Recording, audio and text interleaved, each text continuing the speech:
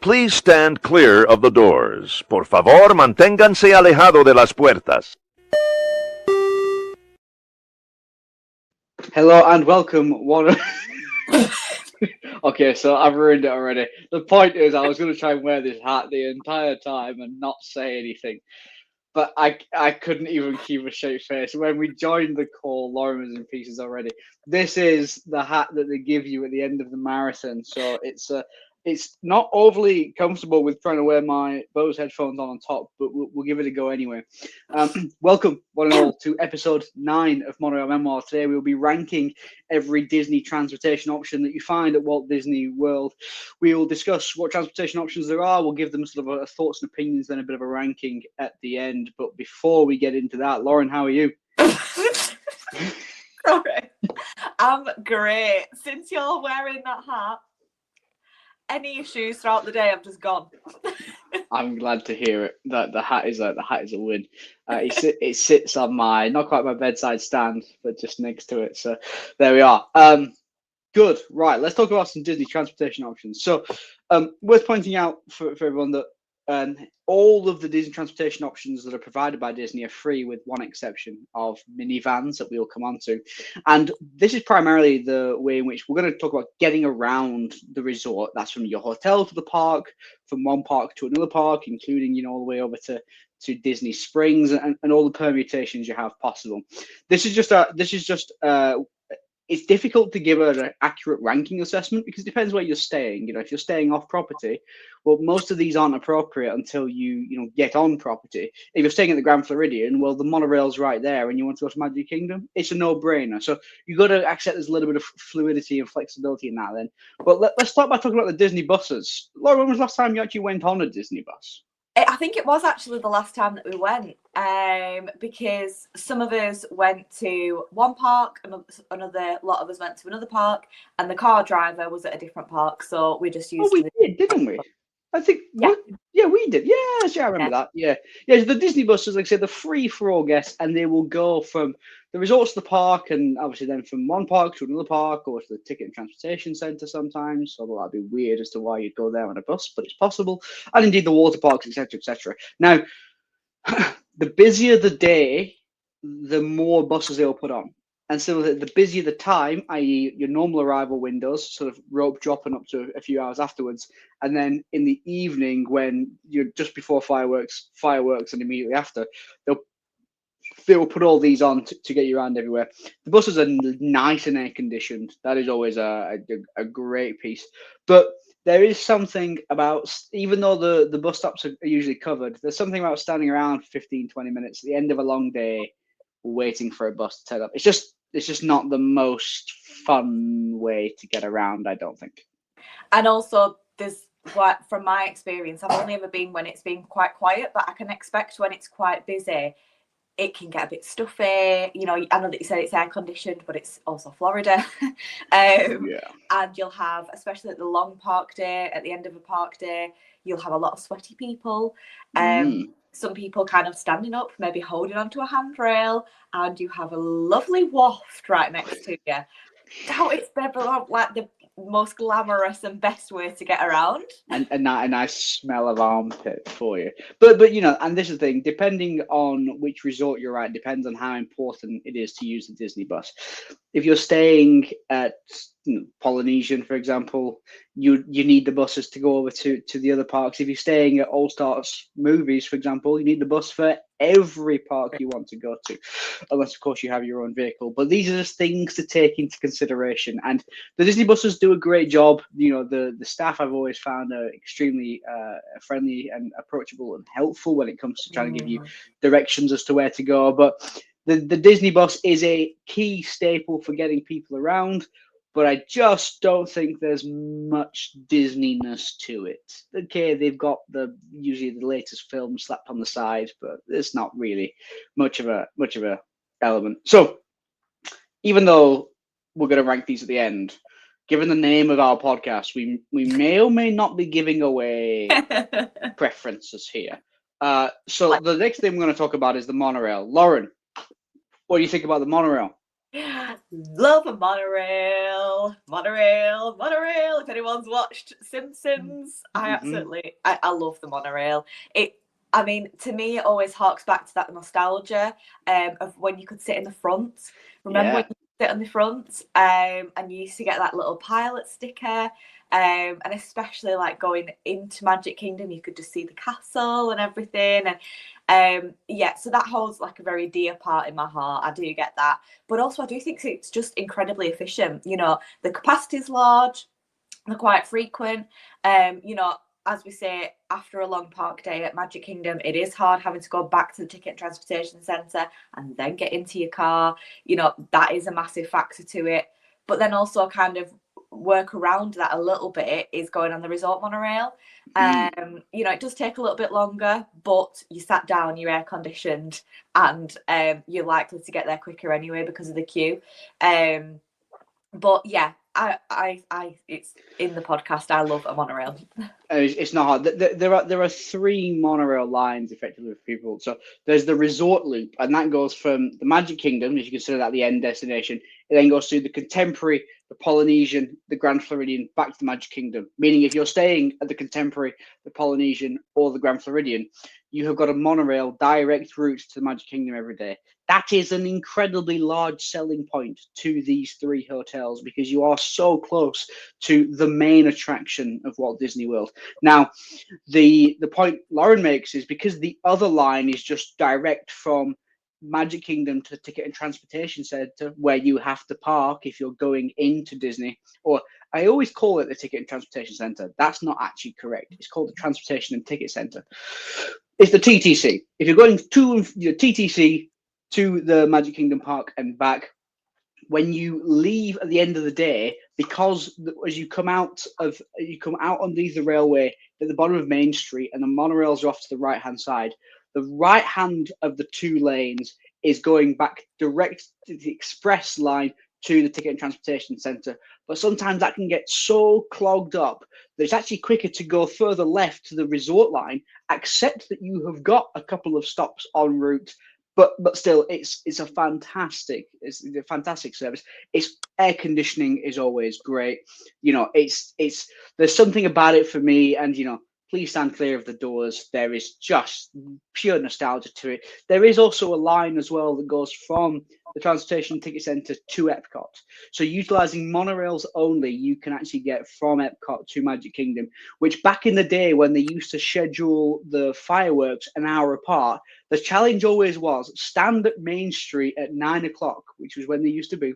Stand at Main Street at 9 o'clock, watch the fireworks in Magic Kingdom, turn around, hightail it back to Ticket and Transportation Centre from the monorail again over to Epcot to get the Epcot fireworks at 10 o'clock. I know we've done that a few times. It was always a bit of an effort, but it was always pretty fun. I mean, look, the monorail as a mass transportation option never really got picked up in the way that it possibly could have done, depending on infrastructure. I have been on the one in, my goodness, where was I? Is there one in Seattle? There's one in Seattle. This is, you know, obviously a real world transportation option.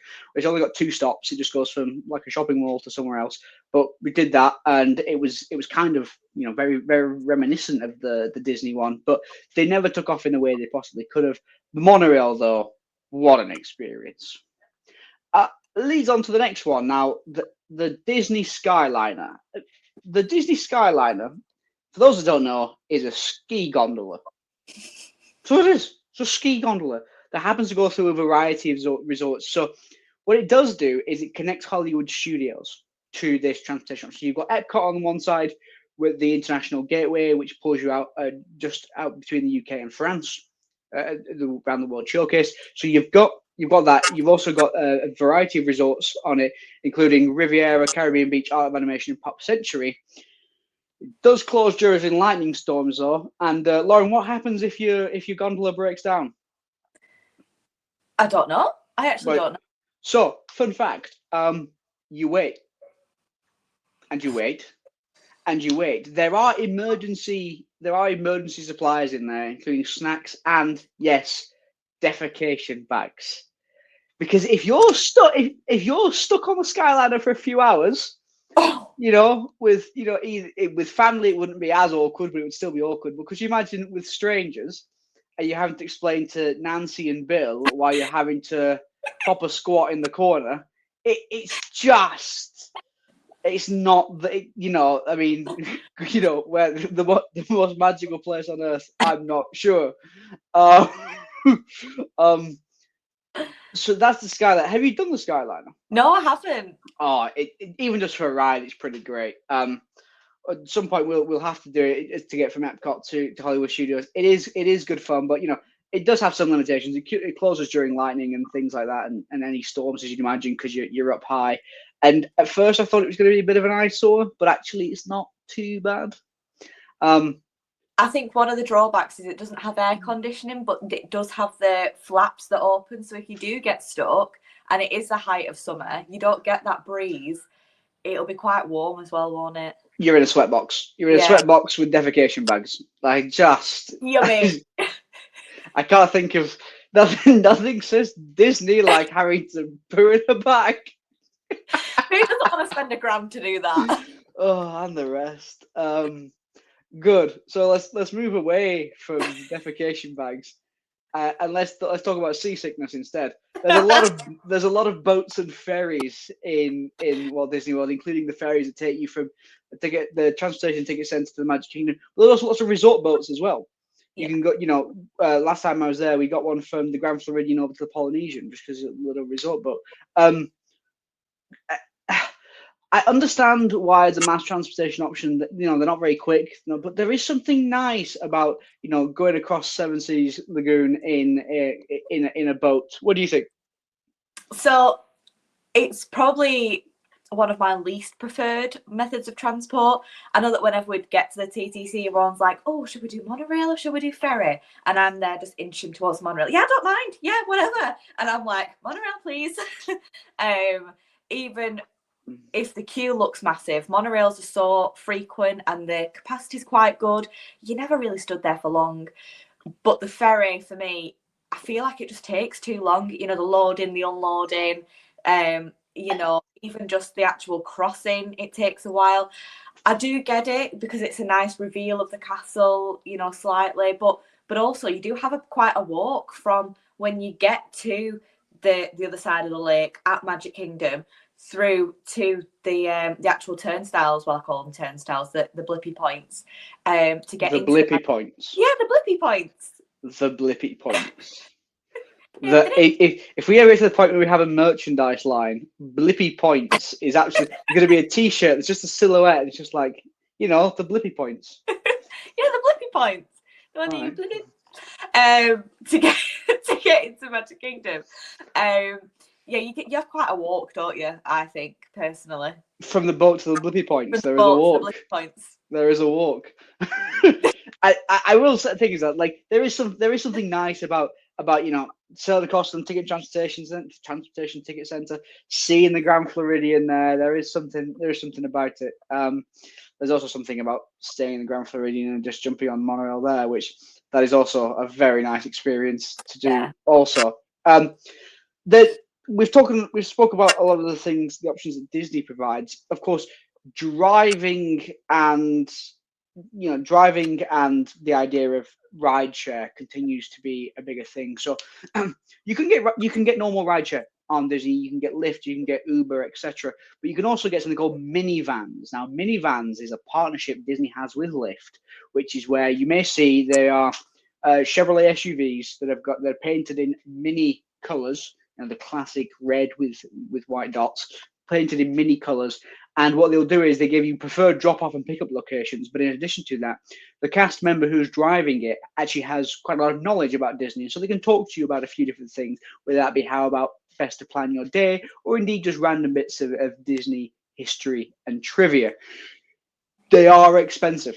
Minivans are expensive. But what the advantage of minivans over your classic rideshare is, minivans, for example, can drop you at the front of the Magic Kingdom. And I don't mean the ticket and transportation center. I literally mean the front of the Magic Kingdom. For anyone who uses a rideshare or indeed ask somebody to give you a lift in, when you get to the normal pay for the car entrance, that you'll pay your $35 parking. If you just tell them that you're dropping somebody off, you can pull to usually the far right or the far left, and it'll take you to a different place to drop them off, which is more efficient.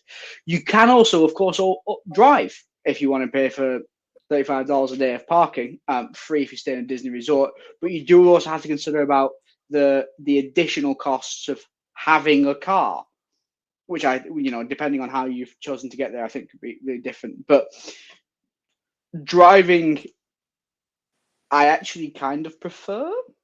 Yeah, I would agree. When I stayed at Animal Kingdom Lodge last, and I was driving to you drive to different theme parks, because Animal Kingdom Lodge is way out compared to every other resort, and if you want to get to Magic Kingdom, that's a long way, that's a long bus journey. Driving, it makes it so much easier, and yes, you end up at the transportation ticket center rather than at the front of Magic Kingdom, but it doesn't make it too much of a hassle. And when I did the Walt Disney World Dopey series for the Run Disney, hence the hat, in January, I had to drive in because it was stupid o'clock in the morning, and I was only staying on Disney property for a couple of the races, not for all four. So that it's a real kicker, is that. I think though, Lauren, we can start talking about rankings now. Yeah. Let's be honest. Number one, it's kind of sorted, isn't it? Yeah. Our favorite Disney transportation option is the monorail. It's the nostalgia. It's the feel. It's something unique about it to Disney. Was no arguments there. So, Lauren, what are you thinking for second then? I'd personally say self-drive. Really? It just gives you that freedom. Yeah. Oh, okay. I agree. I think I was leaning more towards the Skyliner, but I understand your point, because the Skyliner does require you to either be at certain resorts or only wanted to go between Epcot and Hollywood Studios. So I'll give you it. Let's say self-driving is second. Now, I wouldn't include rideshare in that, I think, just because of the associated costs. But self-driving second. Okay, cool. Third, then I am going to put my foot down and say the Skyliner, because it really is useful. Minus the defecation bags, it really is a useful experience. I think it's a great, it is a great thing. And if you've been skiing before, it'll be completely normal to you. No, but I'd say plus the defecation bags, because it's better to have bags than no bags, right? That's a good point. Son's defecation bags would be an even more miserable experience all involved, because then not only are you having to explain to your newfound friends why you are dropping and squatting in the corner, you'd be doing it just on the floor, and I guess that would be worse. Poor Nancy. So yeah, exactly. Poor Nancy. Skyliner's third then. So there's only two options left. There's the boats and the ferries, and there's the buses. So which is going fourth, Lauren? Boats fourth. I agree. I think going between the resorts can actually be really quite nice, but also there is something nostalgic about getting it from the transportation ticket center and going across to Magic Kingdom, which means then number 5 is the bus. And it's not a criticism of the buses, it's just the way that the cookie crumbles. So to clarify then, our order is monorail number 1, number 2 is self-driving, 3 is Skyliner, 4 are the boats and ferries, and 5 are the buses. If you disagree, please let us know in the comment section below. Lauren's going to do a hand punchy thing now, which is if you do have any thoughts, comments, queries, please email us at monorailmemoirs@gmail.com. If you do want to follow us on social medias, we've got Instagram and TikTok at Monorail Memoirs. It is worth pointing out that the t-shirts of the Blippi things, I think, should be a consideration for us. And we still have the challenge of when we get to 100 subscribers, Lauren's going to have to start watching a Star Wars film. Don't think I've forgotten about that one. But with that in mind, everyone, thank you all for your attendance today. I wish you all the best of luck in the world in whatever it is your personal endeavors are. And as always, please stand clear of the doors. Bye, everybody. Bye. I can take this hat off now, can't I?